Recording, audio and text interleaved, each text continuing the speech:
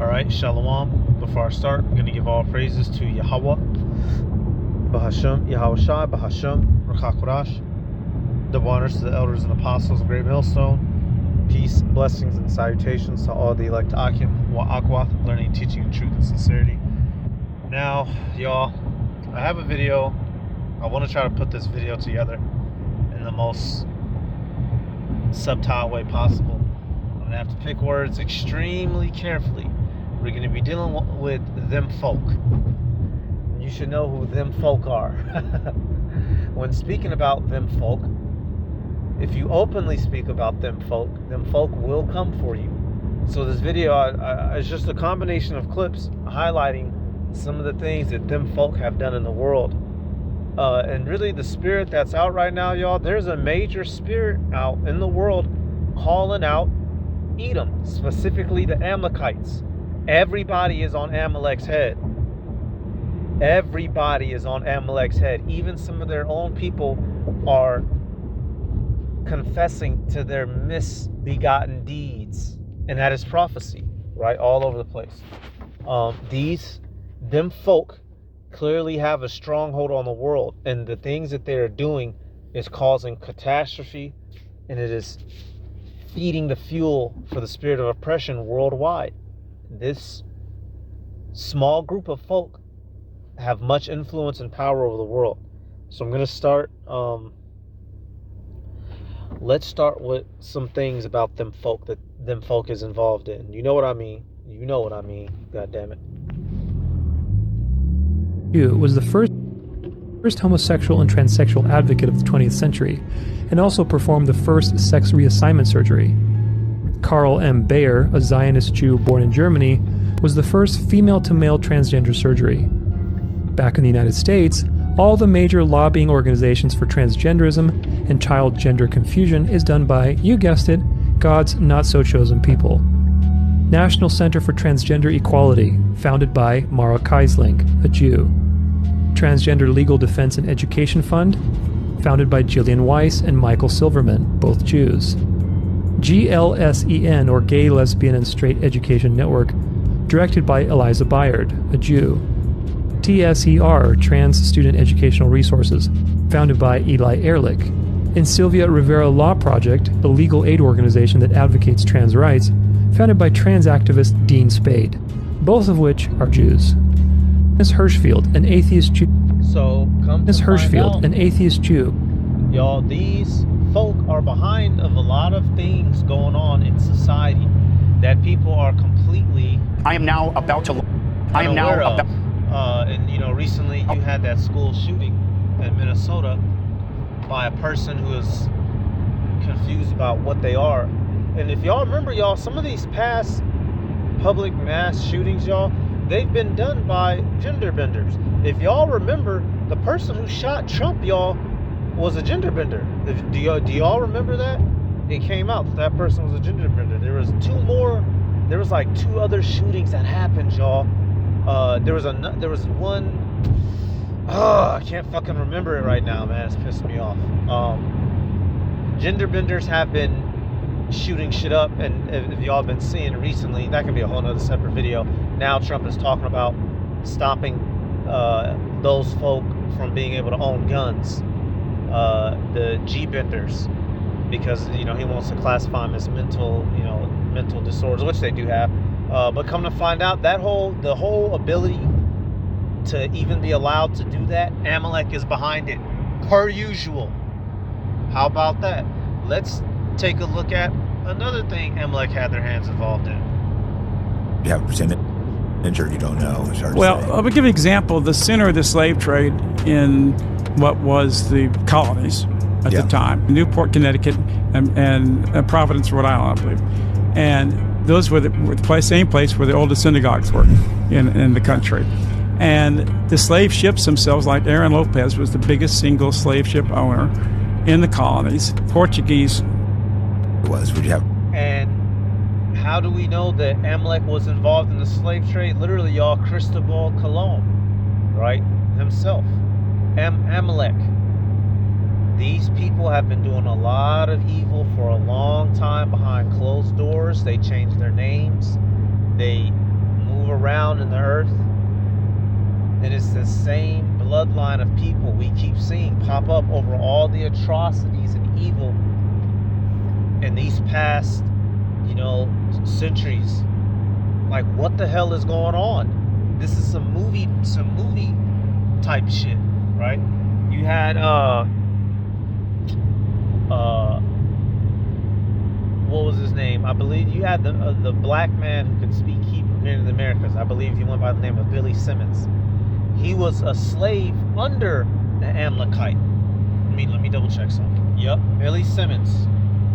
He said he was an African American J from Charleston. So this man was an Israelite. He was raised. I don't want to say he was raised up, but he had involvement in some of the teachings and ways of Amalek, right? But he was a full-blown. He could read and write in Hebrew. It says he was a scholar in Hebrew and in Arabic. It says Billy Simmons was an African American. It says J from Charleston, South Carolina, one of the few documented black Jays living in the antebellum South. Life. I just want to get to the point. Who was he owned by, y'all? It says Simmons was born in Madagascar.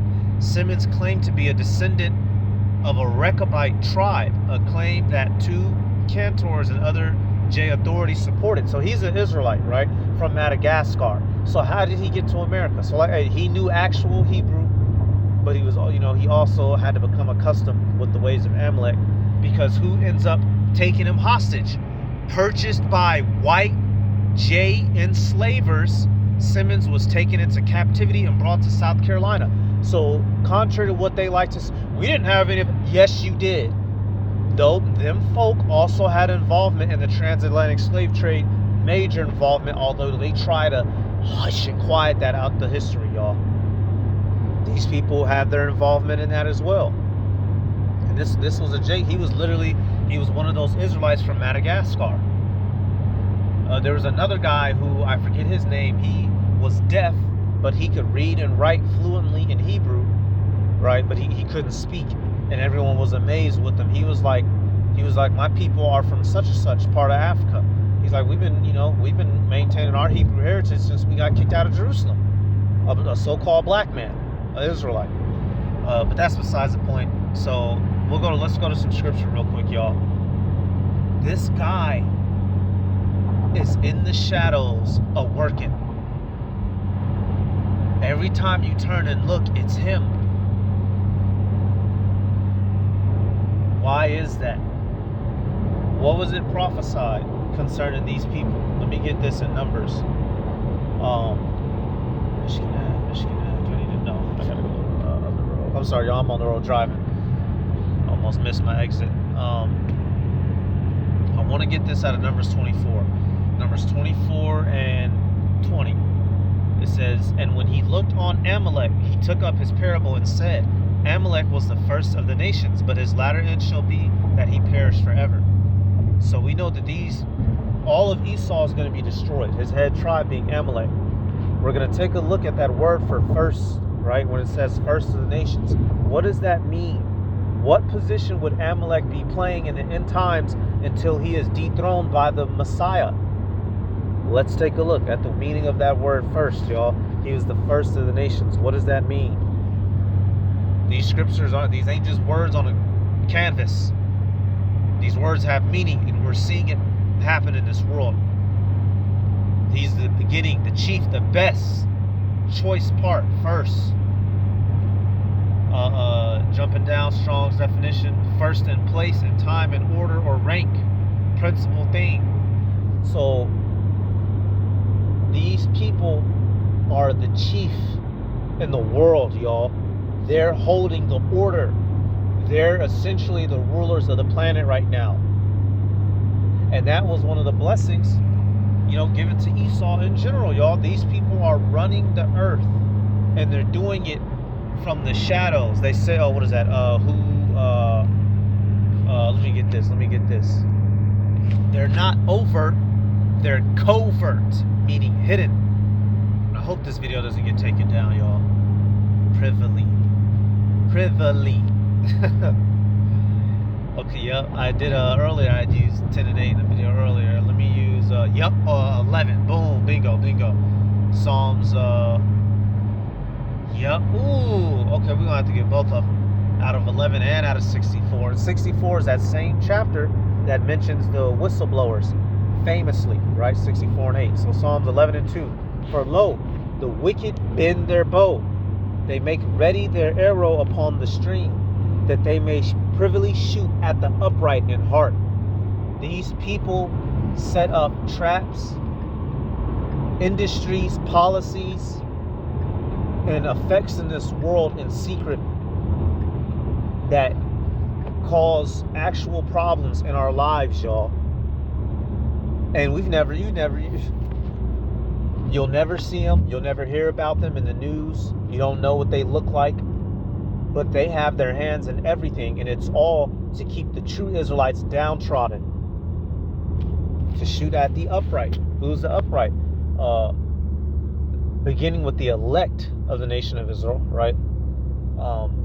Ultimately, Israel, because they're keeping all of us down through secret plots and plans, all these laws, all these policies. Like I did the video earlier on how Detroit fell, how Detroit crumbled. And come to find out, they took the jobs to keep you niggas from getting too big for your britches. This is how these people get down, y'all. They move in secrecy. Lies is their ally. But Yahweh Ba'Shem Yahushua, like it says, their skirts have been discovered, y'all. Esau has been discovered. Psalm 64, I want to get, what does it say? Verse 4, that they may shoot in secret at the perfect. Suddenly do they shoot at him and fear not. Y'all, the things in our food, right? The shots they gave us, right? The pollutants in our air, the petra oils, and everything. And petrochemicals is in everything. It's in the medicines. It's in everything plastic you touch. Shit's in your clothes, leaching into your skin. He has all these secret hitting things that are just destroying your life force, quite literally, y'all. They encourage themselves in an evil matter. They commune of laying snares. Privily, they say, who shall see them? And that's the spirit that they operate on. They believe that their wicked deeds have gone unseen. But now we're living in an era where a light is being shined upon them, y'all. How are what? How art? It's in Jeremiah and it's in Obadiah. How hidden? Let's do salt. Yep. Obadiah 1 and 6. How are the hidden things of Esau searched out? How are his hidden things sought up? So all this wickedness that he's done in the shadows and secrecy, it's all coming to light, y'all. And he's fucking scrambling. He can't keep these things hidden. So now what Esau is doing now is a scorched earth campaign. Essentially, burn it all. Let everybody be bugged out. Throw out as many distractions as you can. You know, just flood all the airways with BS. That's essentially what we're seeing. That's why all this, goofy shit be going on in the world.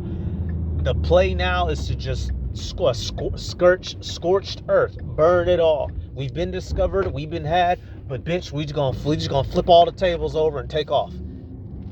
And then they're gonna try to drop, they're gonna drop the MOTB. That's what we're dealing with, y'all. Because you can't hide anymore. In 1802, y'all, we didn't know what we know. 1850, we didn't know what we know. In 1900, we didn't know what we know. In 1950, we didn't yet know what we know. But what happened, y'all? What decade did we start finding things out? What year? 1969. Why? Hey, the spirit touchdown. High Priest Abba Bivens worked his way down, trickled, right? King Masha, High Priest Arya, right? Down to our apostles now. The truth. So now the light is on this cockroach and he can't hide in the darkness anymore, y'all. So let's go back. Let's see what else we can try to get a hold of. Shine some more light on Amalek. So we coming back here. I want to try to play this next one. It's gonna be a lot of, he gonna be dropping that word a lot, boy. Boy, oh boy. Let's see if we can get it. Let's go. knows the first two laws that Hitler implemented? Who knows the first two laws? Before the Nuremberg laws. Before that, we're talking about years before it. Hitler first comes into power. What's the first two laws? Okay, I'll save you the time. Rule number one, no more pornography. No more homosexuality. None of that garbage. Not allowed. Berlin, in the 30s, in the 20s, was the Sodom and Gomorrah of the day.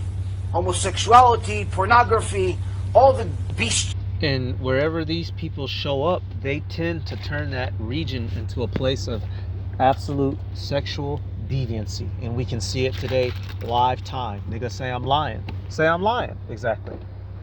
Hence, as we just learned earlier, they're the ones who gave the green light for the G-benders. Come on now, y'all. You can try to make it up, but you can't make it up. God damn it. We're not crazy. All these coincidences aren't just falling together on a whim. There's a plot. There's a play. There's something going on. God damn it. Reality, all the garbage of the world, that was the capital of the world. He outlawed it. You're no longer allowed, closed all the bars, all the gay clubs, all the production, which were all run by Jewish people. Unfortunately. Second rule, you're not allowed to charge interest. No more interest. Now you would think, why? What does he care about interest? Well, because all the people that had the money, that lent the money out, were Jews. He said no more interest. Why? Because of the high interest that the Jews charged people was so high, it ruined, it destroyed the economy in Germany. They destroyed, just like they destroyed Russia a few years before that through their communism over there. Jews destroyed Russia, not Goyim. Jews destroyed. Communism is by Jews. Well, don't let anybody confuse you. You look at history, Karl Marx, all the other Rishaim, they're all Jews. Wicked, but nonetheless Jews. They destroyed Russia, and he wrote in chapter 2 of Mein Kampf, they destroyed Russia, now they're destroying Germany. Go to the store to buy bread, you had to take a whole horse carriage full of money. By the time you arrive at the store, it wasn't enough. Why? Because the inflation rate was so high. The bread became so much more valuable and your money went down. And at that time, the Great Depression was happening around the entire world. Everyone was in a financial collapse. America was a financial collapse. England was a financial collapse. Germany collapsed worse than everybody else. But after he passed this law, within 6 years, Germany became the leading, wealthiest economy in the world. They called it a financial miracle. Why? They were the only ones that were bold enough to stop interest. This is one of the biggest reasons of why he hated Jews. Because they destroyed the economy because of their greed. He said at the end he was about to say this is happening again. No. So once again, y'all, we see that where these folk are, death and destruction follows. They leave a trail of blood with their deeds. Now what happened? The East now, concerning Europe, the Khazaria thing, we know Esau goes back before Khazaria, right? You have that book, the 13th tribe, right? Amalek was around before, but we know that here was one of their empires, right? Where they developed their form of what they call, I'll say, the Udaism now, right? A combination of things from certain tenets from the scriptures, certain things from Islam, wrap it all together, right? Because the Talmud goes back to the Babylonian Talmud, something that actual Israelites, Negroes in Babylon put together. Esau took it, right? Added, his, which we wasn't supposed to be making no Talmud anyway. So them Jakes that had original involvement in that in Babylon were going off.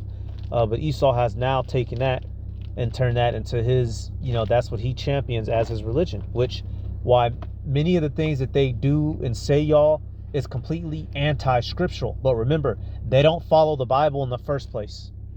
They never have. They're doing their own thing. There's certain things mixed in the scriptures, mixed in with their heathenistic customs. That's why, they're on this warpath, as they've always been. European Jews, who form 92% of the world population of those people who call themselves Jews, were originally Khazars. They were a warlike tribe that lived deep in the heart of Asia. And they were so warlike that even the Asiatics drove them out of Asia into Eastern Europe. And to reduce this so you don't get too confused about the history of Eastern Europe, they set up this big Khazar kingdom. 800,000 square miles. Only there was no Russia, there were no other countries, and the Khazar kingdom was the biggest country in all Europe. So big and so powerful that when the other monarchs wanted to go to war, the Khazars would loan them 40,000 soldiers. That's how big and powerful they were. Now, they were phallic worshippers. And we see that in today's culture, literally.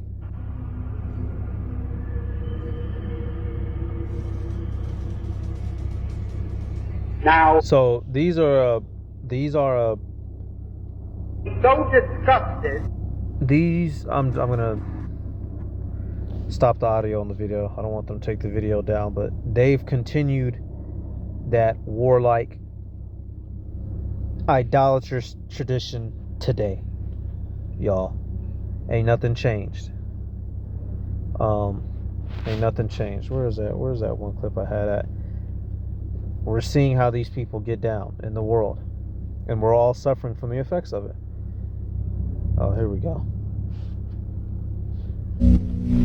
The Book of Talmud is, after the Hebrew Bible, the central text of rabbinic Judaism, and the No, this is their central, not after, before. They value this over the scriptures, which is, they say what? Yahushua is burning in poop and semen in their belief, y'all. So they're tripping, right?